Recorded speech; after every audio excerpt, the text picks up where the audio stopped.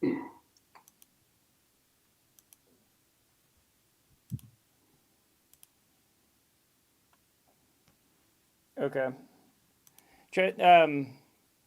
Trav, do you have someone? Is someone in your office on the live stream? Can they just double check audio and then come give us a thumbs up, like Paul or something?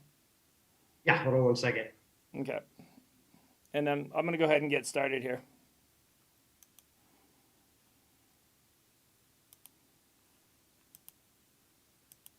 All right, welcome, welcome. My name is Aaron Adams. With me, zoomed in today, I have Travis Howard. He's my business partner and manager of our Charlotte operation. He went to check the audio to make sure that you can hear us okay. In fact, if the sound is coming through, if you could just send us a quick thumbs up in the chat bar, that would be phenomenal. Fred is monitoring the chat bar throughout the training today, and we just want to make sure that we're getting good sound. So if you can hear us okay, listening, give us a quick shout and let us know. And Fred, let me know they can hear audio is working fine. Yep, okay. So Trav's back.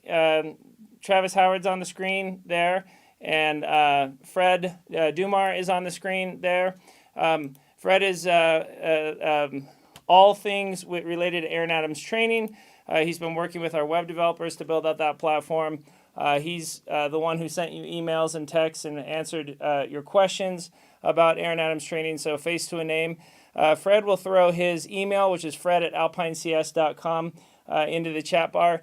Any questions that you have related to our trainings, the classes that we have, now you have a face to a name. To most, he's Colonel Fred. What's that over your shoulder, Fred? Is that like over your left shoulder there? Is that on the wall?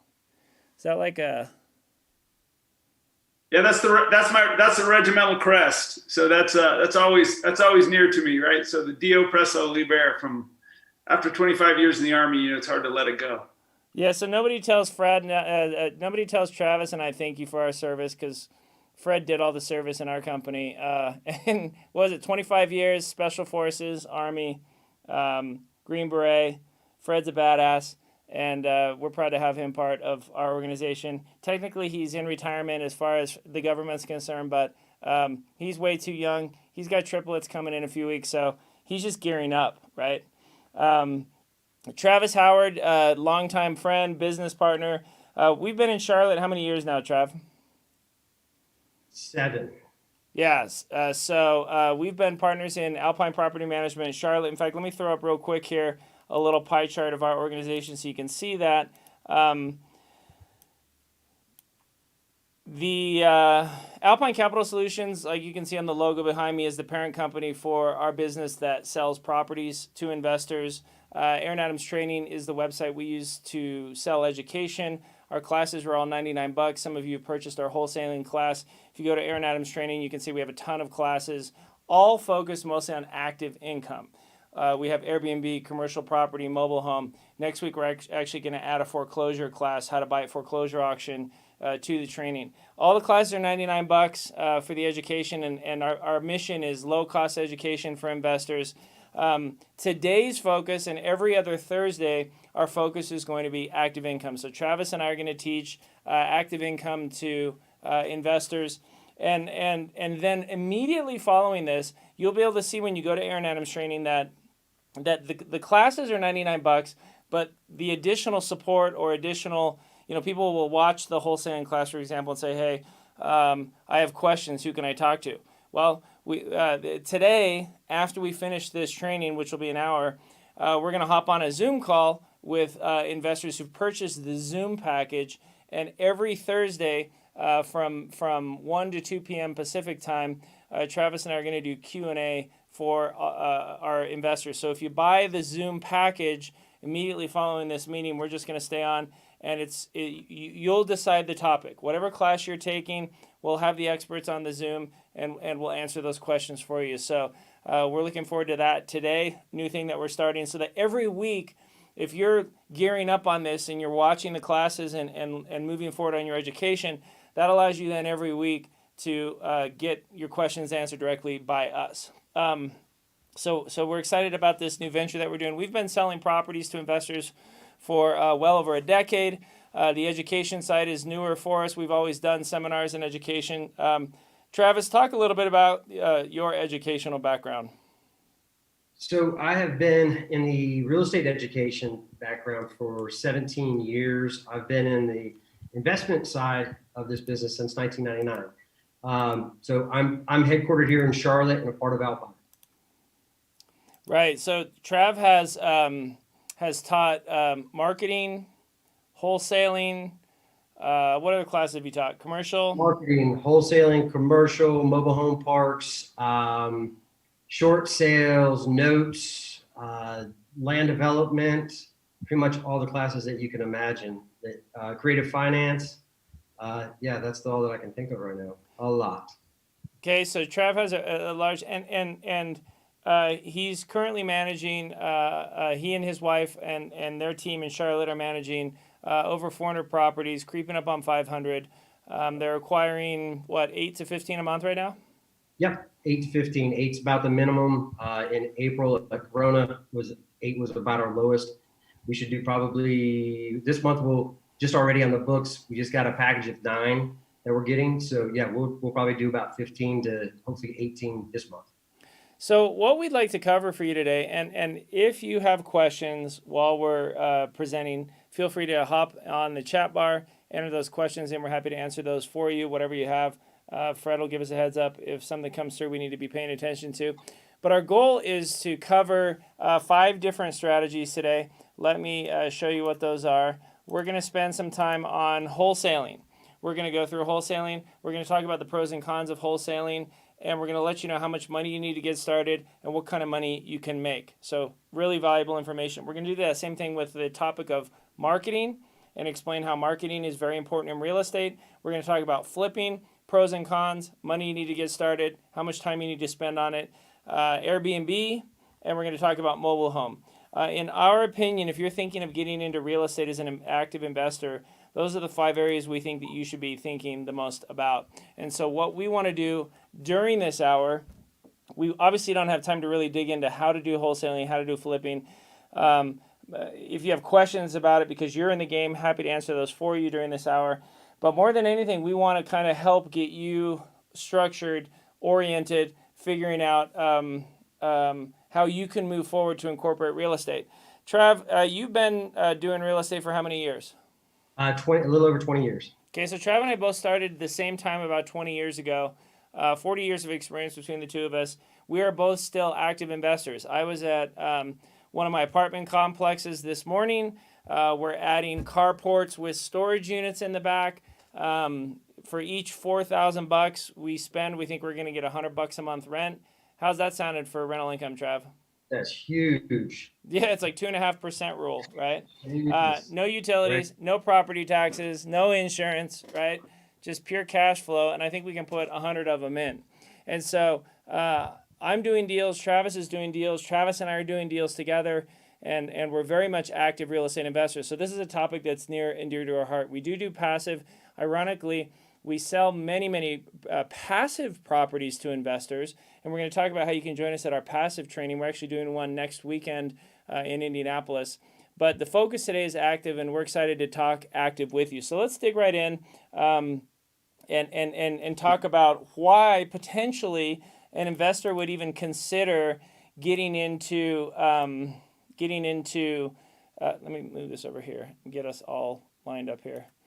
Getting into active investing right now, because Trav, somebody said to me the other day, well, is now a bad time to get into real estate with COVID? What's your answer to that? I'd say definitely no. It's the best time. I mean, there's more people out there needing our help than ever before since 2008. Right.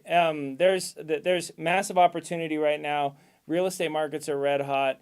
And right now what's happening in real estate or in business and money, they call it a black swan event. What that means is, for me personally, the last black swan event started in 2008 when the market crashed. For 8 years, I had been doing real estate, first part-time and then full-time. I had never made $1 million active income in real estate. And then with that black swan, I had like 4 different opportunities that came up. International investors became part of my business. Self-directed IRAs was something that we learned about and we started working with investors on. Buying notes was a strategy. Foreclosure auction was an even bigger strategy. And all of a sudden, for the first time ever in 2009, I made $1 million, and then 2010, I made more than that. And since that last Black Swan event, I've never made less than $1 million a year active income. But prior to that, I never had. And so Trav and I are very excited about this current Black Swan because real estate is fundamentally changing. Think about a company like Simon Properties, which is one of the largest mall managers in the world. They're like trying to buy chains that are going bankrupt. Like I saw last week, Simon Properties, the owner of the mall is trying to buy Brooks Brothers, is trying to buy, there's one other chain that I noticed that they were trying to buy. They're trying to buy the stores themselves. And they're thinking about taking some of their malls and turning them into Amazon and Walmart distribution centers because they got to use that square footage. And I've seen that across the country where Kmart's have become storage places. Old mall anchor stores have become distribution centers. The economy is shifting. And so understanding how you can capitalize on that is important in the commercial space because it's so dynamic. But guess what?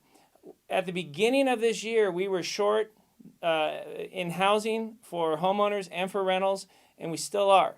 And so we want to talk about strategies focused on residential, which is where we feel the real opportunities are, where you as an investor can make money off of residential. And you can see why residential properties from this slide are a great place to start your investing. There's security in them. They perform extremely well over other comparative assets. Interest rates are low. You can borrow as part of your investing. Demand for single-family home has been increasing. I mean, I would hate to own an apartment building in Manhattan right now. That's not something I'd be excited about at all, right? I'd hate to own a hotel next to a convention center right now. They're getting crushed. And so there's never been a better time to get your education up and to learn this material because it's really going to be massive in terms of opportunity. So let's dig into that. Trav, wholesaling has been a very popular class at Aaron Adams Training. You and I taught that class. Mostly it was your content. Talk about how you started with wholesaling and how it's something that you continue to use. Sure. Well, one of the main reasons why I started in wholesale back in '99, that was one of my first strategies. That one I learned and then I actually started to implement. And one of the biggest reasons why is I didn't have any money, so I was pretty much flat broke, and I didn't know exactly what to do, but I knew how I could talk to people. My phone worked. So one of the things I wanted to add to what you're just saying too, Aaron, about the market itself is if you just look at the inventory that's in your own hometown, there's no inventory of houses, single family or multifamily houses anymore. No. Like none. So to kind of give you guys a scale, if you talk to the National Association of Realtors, a healthy market is 6 months worth of inventory. Right now in Charlotte, we're looking at 1.2 to 1.3 months of inventory. So we're so far behind on any inventory, it's ridiculous. So what we're doing, because a lot of people will say, well, this wholesale thing seems like it takes so much time and energy and effort. It does. But the thing is that it can pay off. So once you start networking, and you don't have to have money. That's again why I got started in the wholesale piece of the business in real estate investing. And what you have to think about is, all right, so what do I need? Because a lot of people get the horse in the cart. I say the horse is in the cart. So which should I have? Should I have properties or should I have my buyers, my investor buyers? And I think you should have both at the same time. But one of the things that Aaron and I teach in the wholesale class as a strategy with the wholesale is, hey, go and find your buyers first, because it's not costing you anything. You can go online in many cases at your local level of wherever you live, and you can go into the county's website and go to their tax assessor's site. Just Google it. Like mine, Charlotte Mecklenburg tax assessor. And in that, you can pull up who's buying things cash or who's at least purchasing things. They'll have a sold area. So back to, with all these things being considered is the wholesale. This is one of the things that I hear a lot of is, it is so much work. It's all these things. I don't want to do it. And right now in me and Aaron, with our businesses, we have deals that come across our desk that might not make sense to us, but we have buyers that would want them. Why wouldn't we want to make a couple thousand extra dollars on them? So there's no inventory again. So right now is the best time to be able to do anything in real estate, in my opinion. Yeah, in fact, let me just to break it down for why wholesaling and how it works. It is such a good strategy for you. Like Trav mentioned, I wrote on there, you don't need any money to get started. $100, and you can pre-find your customers. So imagine if you lived in Indianapolis and you know me, and I'd love 30 properties a month. I haven't been able to get 30 properties in a month now for over a year. Or if you lived in Charlotte and Trav would love to buy 15 to 18 a month, and all you have to do is find the property for a couple $1,000 less and get the seller to take that. So imagine if Trav will pay $60,000 for a house in downtown Charlotte, and you go to the seller and it's not on the market yet, and you find them and we show you how to find them, and you say, hey, would you take 57,000? And they say, yeah, I would take that. And you shoot Trav a text and you say, here's the photos, here's the address. Are you interested in it at 60? And Trav says yes. And you say, great. Here's a contract. You're going to buy it for 57. You're going to cut me a check for 3,000 on the day of closing. That's it. It's very simple. People get worried about all the contracts you have to have in place. You don't need a lot of contracts. People worried about, do I have to buy the property for 57? No. All you have to do is have a simple one-page contract that we give you in our wholesaling class that we show you to use that gets the the property under contract for $57,000. Now, if they say, hey, I want earnest money, well, you may have to go into your pocket a few $100. But, Trev, most of my wholesalers don't ever have to put earnest money down. Do you find the same thing? I agree. Absolutely. Just check in your state to see if you have to have any earnest money down. But yeah, most of the time it's zero. $10 is about the most.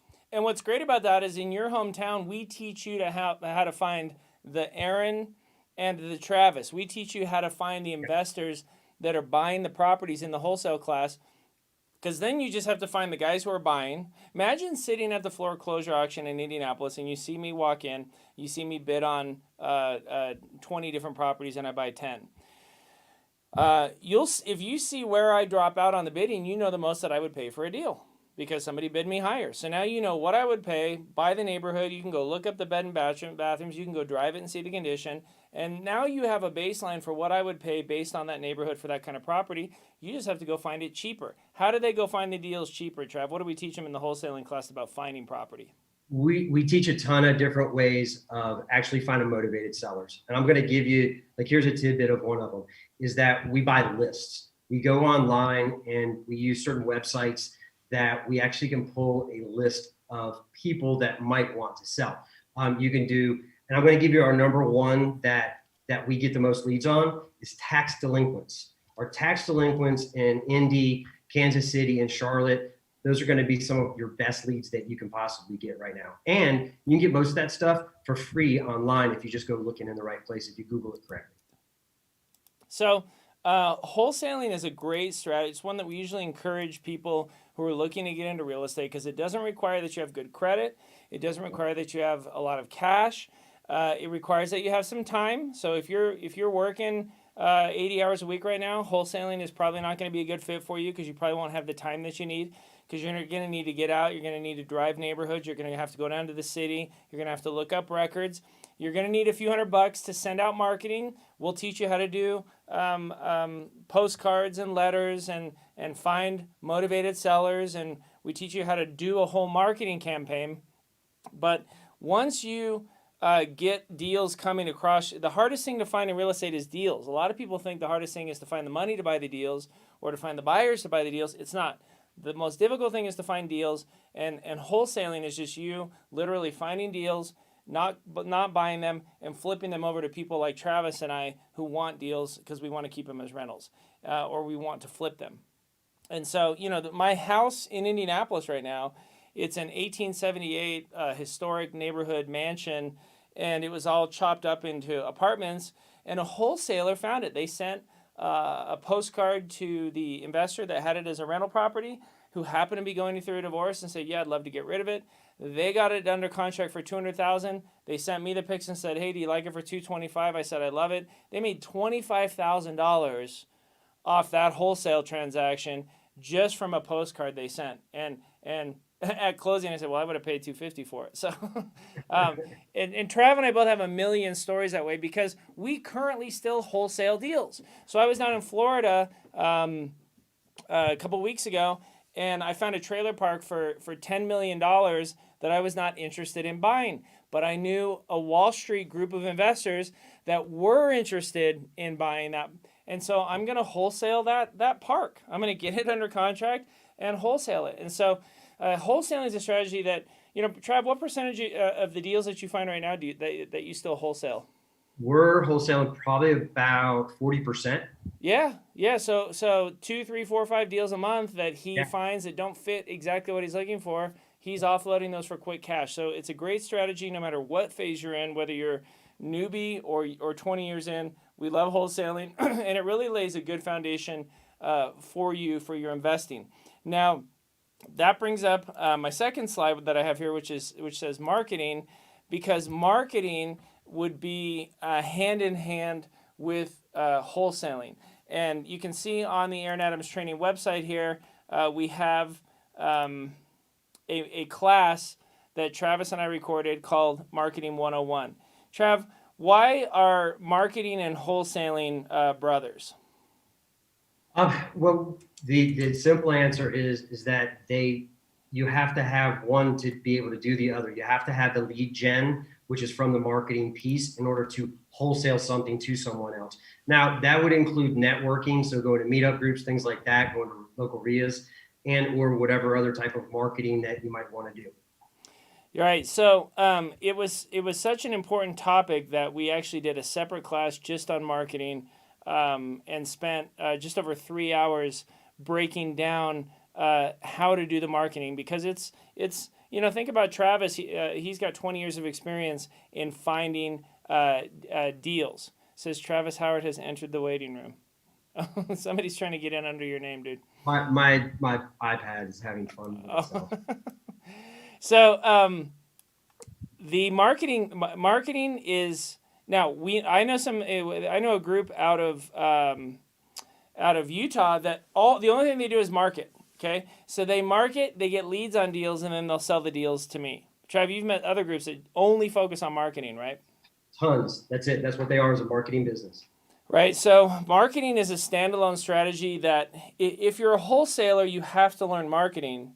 But if you know the marketing, you don't have to wholesale, because if you get good enough leads on deals, the investors like Trav or like I will happily pay for the leads, and then as we get the deals, pay you or just pay you up front for the leads that you create. And so if you're interested in wholesaling, marketing, Trav, what are the marketing techniques that you currently are using and that are most effective for you in Charlotte, which is a hyper market? My biggest paydays are with PPC. That's pay per click. I'm actually sitting across from my acquisitions manager, Mike, and he runs all of our PPC. So we're figuring, what was our number? Well, I'll tell him. What was our number to get per lead? So we're paying. We're spending $265.72 per conversion. So we're spending about $265 per conversion, and then what is that getting us per contract? Yep. We're spending $2,325. So every contract that we get, these are real numbers because we just did these yesterday. So we spent $2,325 per contract, and then what do we say that our contracts were making us? That's the last part I got to do, because we got that's a couple of close, but we just pulled a 65 bagger. Right. So we just got one that we're going to make 65K on. So I'll give you real quick. And this was from a marketing technique of PPC. Now, PPC, we spend about $10,000 to $12,000 a month on this. But what we're still doing is, for about every buck, we're on average, for every dollar we spend, we make about $3 off of it, 3 to 4. So it's not a bad return if you look at it from that aspect. Now, I do too. Mike's saying he thinks there's going to be more. I believe so too. So the other big one that anybody can pretty much do, as long as they have a bicycle, skateboard, rollerblades, a car, something, is driving for dollars, which Aaron, you had brought up just a few minutes ago. Yep. That one is huge, because See, anybody can do pay-per-click if they've got enough cash to be able to do that marketing. Well, not everybody's got time to go and drive for dollars, which means you get yourself in your car or whatever it is, your vehicle of choice, and you drive the neighborhoods. You can't learn your market better than driving for dollars. There's a lot of different apps. Check out Cruise for Cash. That's one that I use, CRUZE, the number 4 cash.com. They got an app.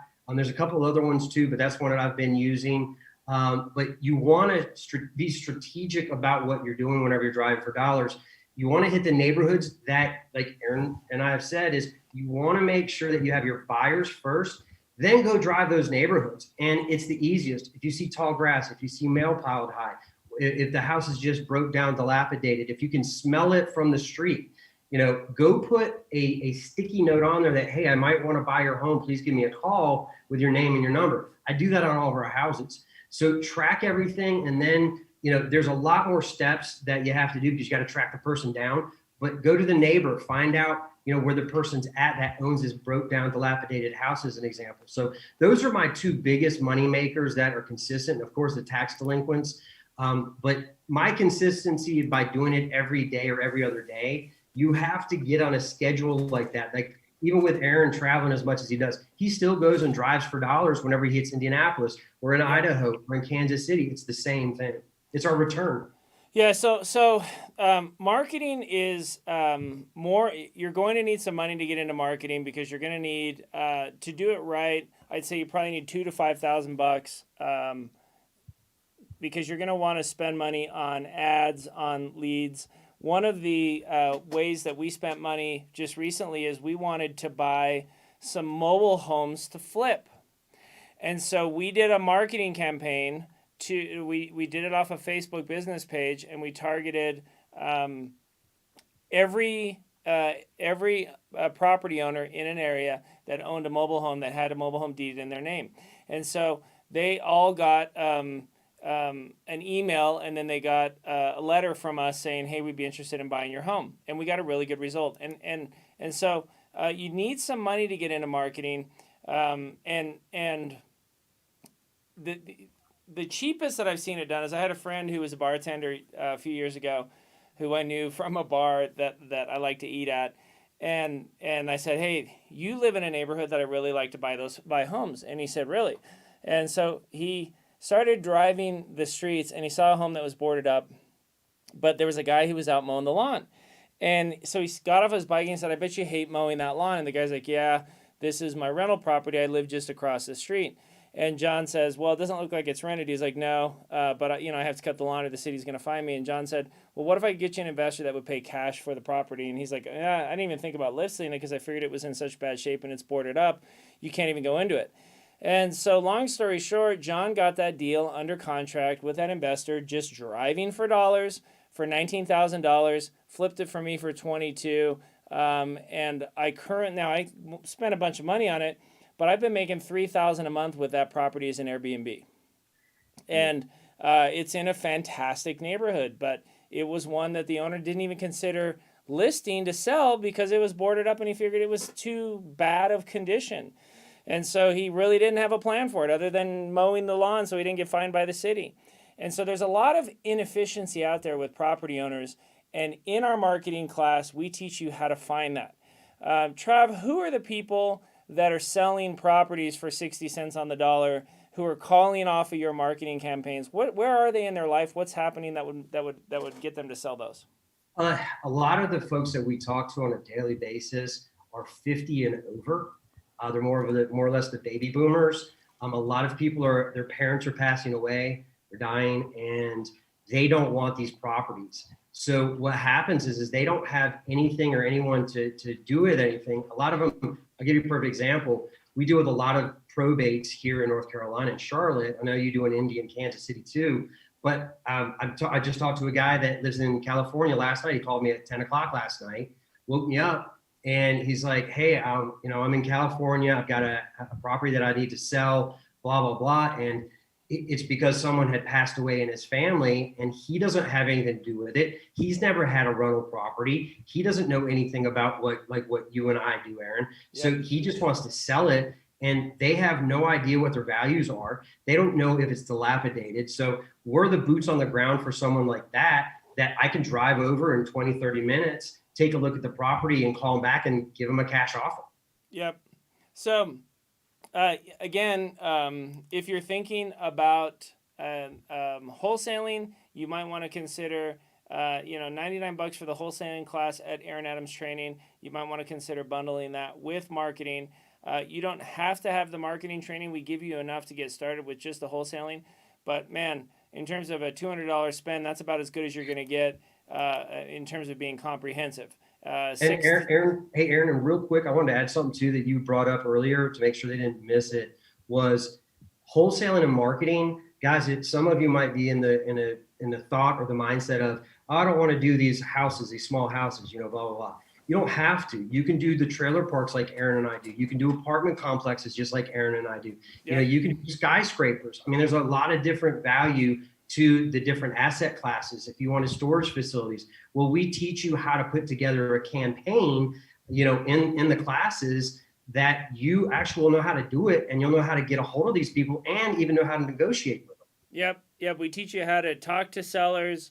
We teach you how to talk to your buyers that you want to flip the properties to. We teach you how to talk to the homeowners. So we walk you through the websites that you use for the mail campaigns. So there's a lot of really great content. And the thing that I love about wholesaling and marketing is some of my first deal went perfect 20 years ago. My second deal was a nightmare, and I wish I never would have bought it. And I should have got a survey, and the zoning was wrong, and I got in trouble with the city, and I literally had a hooker breaking in and turning tricks in it, and I had to call the cops like 5 times. I was like, maybe I shouldn't leave the high school, right? I hated that property. And the best thing about wholesaling and marketing is you don't get tied down by a bad deal. You will get bad deals as a real estate investor. Now, you'll make your biggest money from owning deals, but you'll also have your biggest losses. Wholesaling and marketing really minimize your exposure. Your only risk is that you spend $1,000 on marketing and no leads come in, right? But from that compared to losing $10, $20, $50, $75,000 from a flip gone bad, it's a no-brainer. So maybe real estate you were drawn in because you read Rich Dad Poor Dad, so you just want a bunch of passive cash flow. Maybe you were drawn into real estate because you watched the flipping shows, and maybe this is the first time you've even heard of wholesaling. But investors like me and investors like Travis, we love wholesalers because they feed us deals. Now, what happens is, as a wholesaler, where you only wholesale, you're probably only going to do it for a couple of years. Because sooner or later, you'll get a deal, not for 80 cents on the dollar, not for 70. You'll get like a deal where the 100,000 under contract for 30,000, for 30 cents on the dollar. And what will they start thinking when they get a deal for 30 cents on the dollar, Trav? Hopefully that they're going to put, me personally, hopefully they're going to want to put a lot of that money back into their marketing. They don't go buy a. They won't think that. No, that's how you want them to think. But they're going to go, I want to. What's that? You're going to buy a boat. Yeah. They'll think, I got this for 30 grand. I don't want to wholesale it to Travis. I want to finish it, fix it up, and flip it for 100 and make $70,000. Right? That's what they'll do. All of my best wholesalers leave to become flippers. Right? They start keeping their own deals, but then they go full circle because then after they do a couple flips and realize how hard it is, contractors, realtors. I just listed it in November and I can't sell it. All of that. Then they go, maybe wholesaling is not that bad. Right? Every time. Every person, man, every single time. If they're gone, they'll be gone for 6 to 12 months and they're right back. They're like, I got to pay my bills now. I'm like, man, I've told you this is not easy. They just don't believe it until they actually do it. Yeah, when I first got into real estate, I had this vision after reading Rich Dad Poor Dad that I was going to have 10 rentals, each with net positive cash flow, $500 a month, $5,000 a month, and I was making $4,000 at the high school. Boom, I just doubled my income with rentals. And that was a good vision, right? But I learned that it takes a long time to get to 10 rentals when you don't have any money. So then I said, well, I need to focus on my active income and do some flips.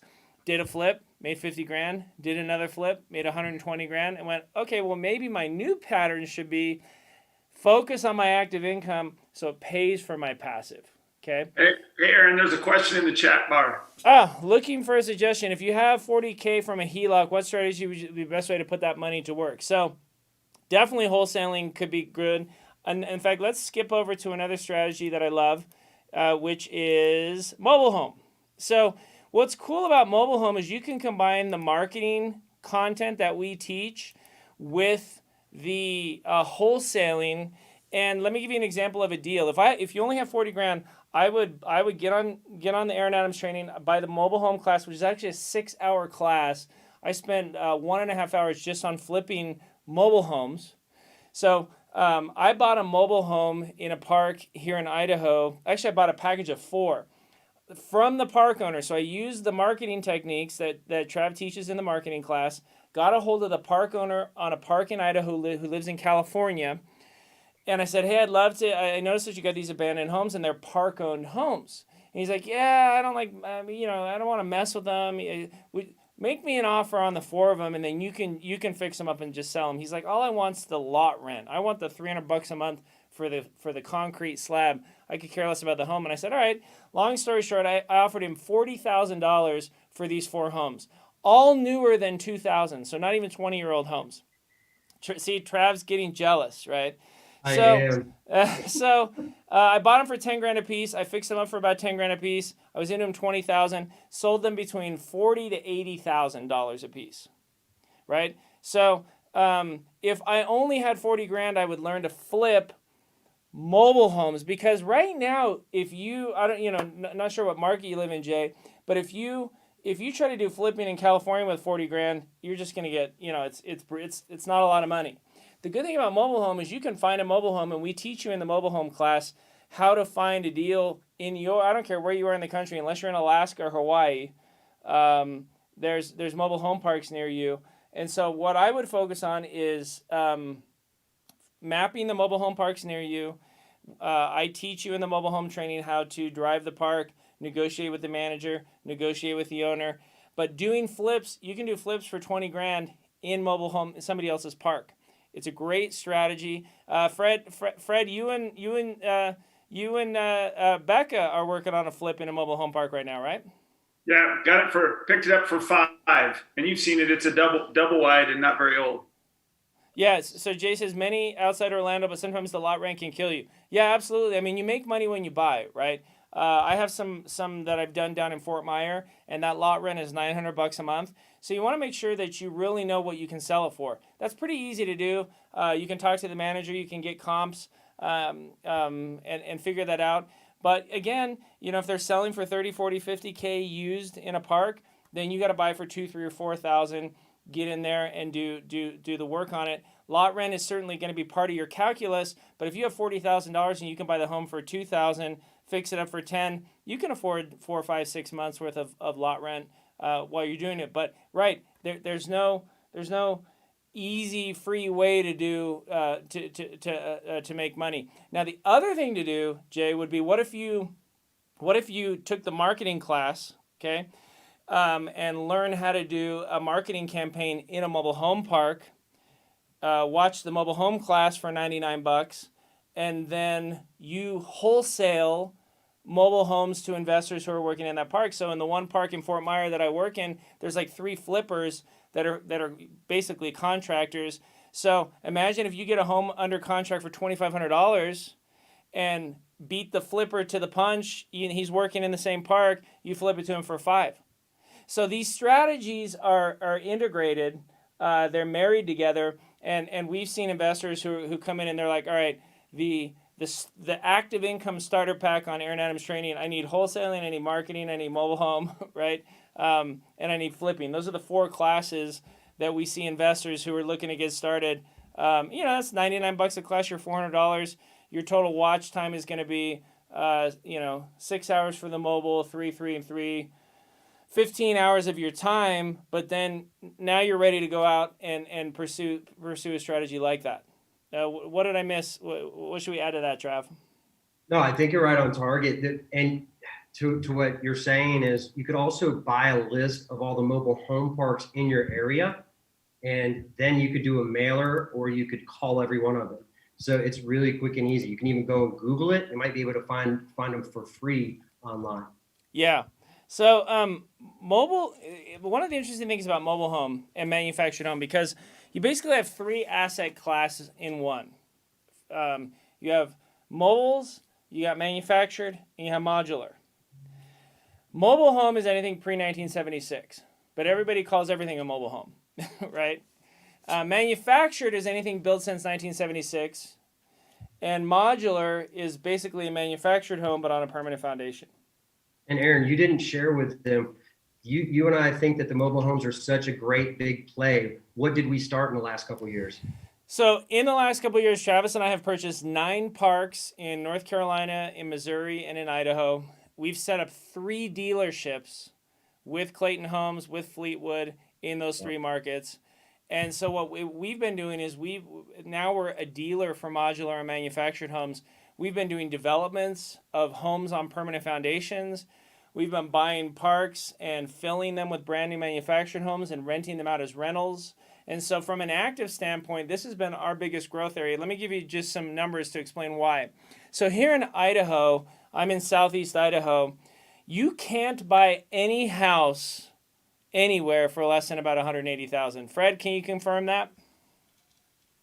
Yeah, absolutely. I mean, anything you would even start to flip, nobody can afford to flip here because every house is over 150K, even if it's uninhabitable. Yeah, there's no such thing as a house cheaper than that. And so because in new construction starts at like $275, like there's nothing cheaper. So what we've done is we've gone and we've done modular home on a permanent foundation, and we're selling the land, the foundation, and the home. And when you put a modular home on a permanent foundation, then it becomes eligible for FHA financing.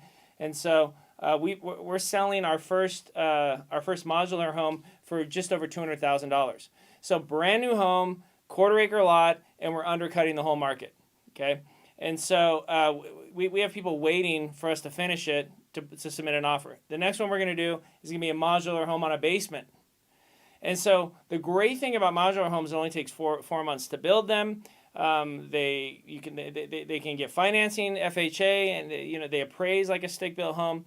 But because they're manufactured on site, it takes a lot of the guesswork out. And so we as investors see modular homes, manufactured homes, and mobile home parks as a huge area for growth across the country, because right now we have an affordability issue here in the United States.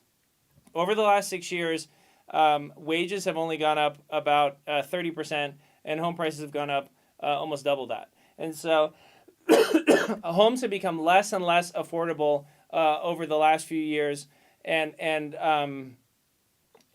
so investors are looking for an alternative. Last year we saw in Minneapolis and in Seattle, both of those cities eliminated single-family home zoning. So imagine you own a single-family home in Minneapolis. You can now add a tiny home to your backyard and rent it out. And you don't have to get any zoning variance or anything. And so we've seen a couple of cities thinking, how do we increase affordability for rentals? Let's eliminate zoning. Let's stop. It's not single-family. It's just a neighborhood. And if somebody wants to add a duplex in their backyard and they have enough land for it, we'll approve that. They don't have to get permission from us. Now, some homeowners are pissed because if you spend $800,000 on your home in Minneapolis in this nice suburban single-family home neighborhood, you may not want a bunch of duplexes in everyone's backyard. So it's a controversial issue. But if you're on the city council in Minneapolis, you're like, we don't have enough affordable housing. Nobody's building it. How do we get homeowners to front the cost for us and create more rentals here in Minneapolis? That's a solution that a lot of cities are thinking of doing. And so because we have an affordability issue and we're active investors, we've been spending millions of dollars to learn how to capitalize on modular homes, manufactured homes, and mobile. Jay's got another question. What's the best way to find people that work on the mobile home? Most handyman I know won't work on them since they're different from a regular home. So we talk about it in the mobile home class, but every park that I've ever seen anywhere, the manager of that park has usually a handyman that lives in the park in one of the mobile homes, or a handyman who is from another park that does work for homeowners. And so the manager of the park is going to be a great referral for a handyman that can do work on mobile homes. Trav? And yeah, and there's going to be, which a lot of people don't even know, because if you don't have any mobile homes, you don't know it normally, is there's mobile home store material places. So you can pick up the sinks, the everything. They definitely have the guys or gals that can work on your mobile homes. So if you give the mobile home store a call, they'll be able to hook you up with somebody more than likely. Now, let me tell you what is not different. You can use a regular handyman, obviously not on roofs, not on windows or doors or siding. Okay, that's all pretty specific to mobile homes. But carpet, paint, that's the same. That doesn't change. Putting in new cabinets, putting in toilets, vanities, sinks, plumbing and electric, it doesn't really change. Swapping out a furnace doesn't really change. It's really only related to structural issues. I mean, Trav started laughing because we tried to put drywall on an old trailer, 1976 trailer. I was like, let's get rid of the paneling and put drywall. It'll be beautiful. Not thinking that frame couldn't support drywall. And my home started collapsing on itself because the drywall was so heavy. So definitely structurally, you don't want XYZ handyman doing anything to your roof, windows, doors. But cosmetic stuff, any handyman can do cosmetic on a trailer or on a manufactured home. It's the same. Pretty much anything that deals with any type of weather coming in or out, don't let somebody that does not know how to deal with trailers work on it. Yep. So that one of the reasons I taught last November, I taught a full one-day training on mobile home investing. Jay, it sounds like you need to get signed up today. Hit Fred up and we'll swing you a deal on something. Airbnb was so great until COVID. Now, let me explain why I still think you should think about Airbnb. On my Airbnb, now Airbnb is not passive. I don't think Airbnb is a passive strategy. I think Airbnb is active. And you need, I knew a lot of investors pre-COVID that had 1, 2, or 3 Airbnbs and were making $10,000 a month managing their own Airbnbs.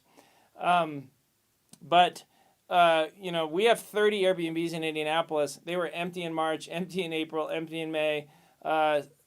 Hotels are back up to 50% occupancy in June and July. So we've been at least making enough from our Airbnbs to cover taxes and insurance, which is good. But what's interesting now is about 25% of the Airbnb owners in the markets that we're in have left the market. And so the question as an investor, because I'm in it for the long term, the question I ask myself is 12 months from now, are we going to be back to normal? Are conventions going to be happening? Are people going to need hotel rooms? I think the answer is yes. Especially, if you watch the news today, they're talking vaccines.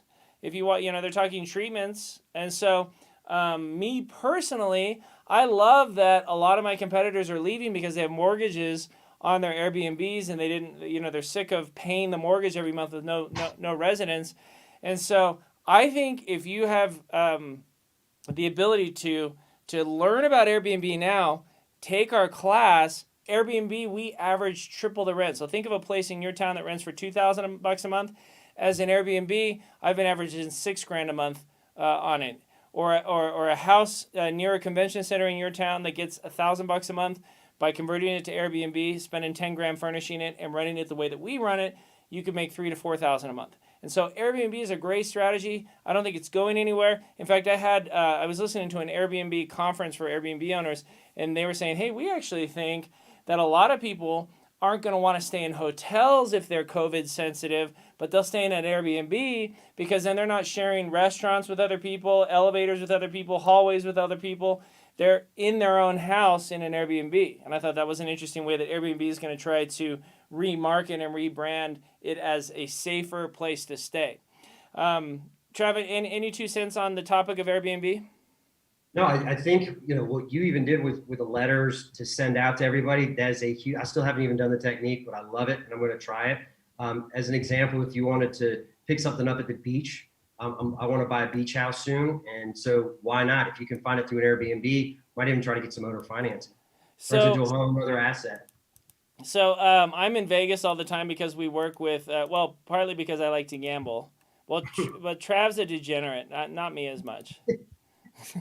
So I've been in Vegas a lot because I work with Anderson Law Firm. I have a lot of my investors take tax and asset protection from Anderson. Love the Anderson guys. They have offices in Seattle and in Vegas, and their biggest office is in Vegas. So we're down there a lot, working with them at events. But I was down there last month, and I thought, let me just, because they're in Summerlin on the northwest side of Las Vegas, and there's all these great golf courses, and I love to golf. And I shot an 80 on Sunday, Trav. Damn. I know. See, and so I said, I get on Zillow and I start looking at rentals, and I'm like, oh my gosh, look at all these furnished rentals, because Airbnb owners are like, screw it, I'm just gonna throw someone in there on a 12-month lease. I can't take this anymore. And those rentals a year ago would have been $3,000, $4,000 a month near the TPC Summerlin Golf Course in Las Vegas. But because they were all trying to undercut each other and they didn't want to take the furniture out, it was like $1,200 a month for a golf course rental in Vegas. And it really highlights that if you stay in the game and you don't say, oh, real estate sucks because of COVID, now's the black swan. Now's the time to get in the game, and you got to start with the education, learning yourself, so that you can turn around and take advantage of opportunities. Because I'm guessing if you'd never thought about mobile, after our conversation we've had right now, you're thinking, oh, well, mobile home might be interesting. So just to further elaborate on that, so check this out, Trav. I'm standing at these apartments today, and the previous owner who I bought the apartments from 2 years ago tore down all the garages because she didn't want to maintain them.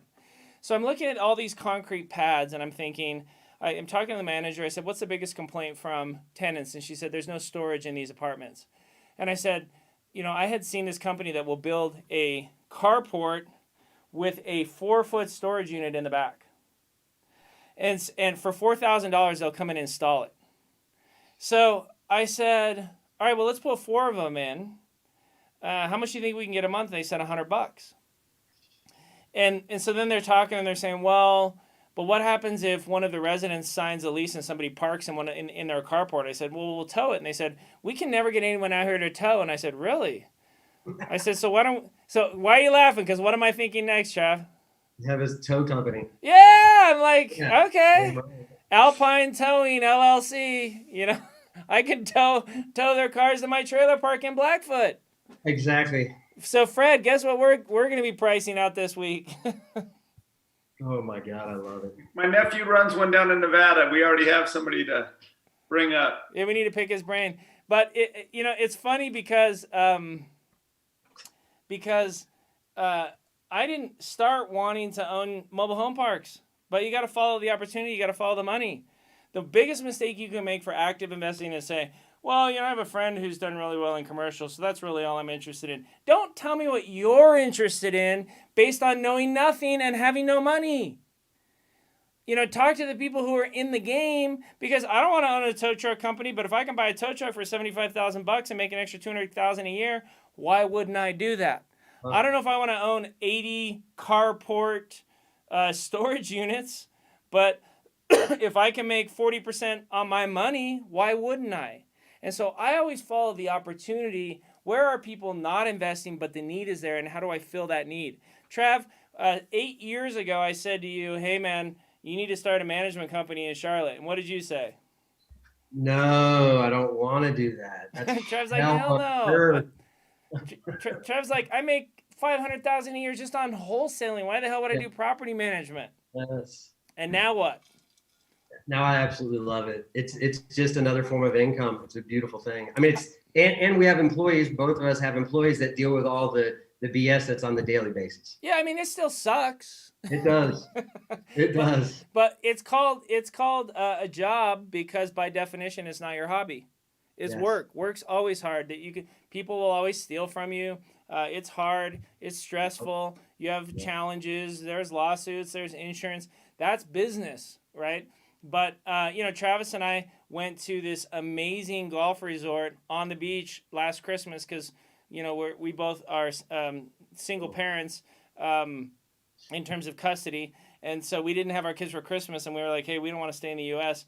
And so we had a condo on the beach with its own pool on the 18th. The only thing separating us from the beach was the 18th hole of the golf course, and it was $5,000 a night. I didn't mind owning a property management company when Trav and I were golfing every day, right? On a $25,000 vacation.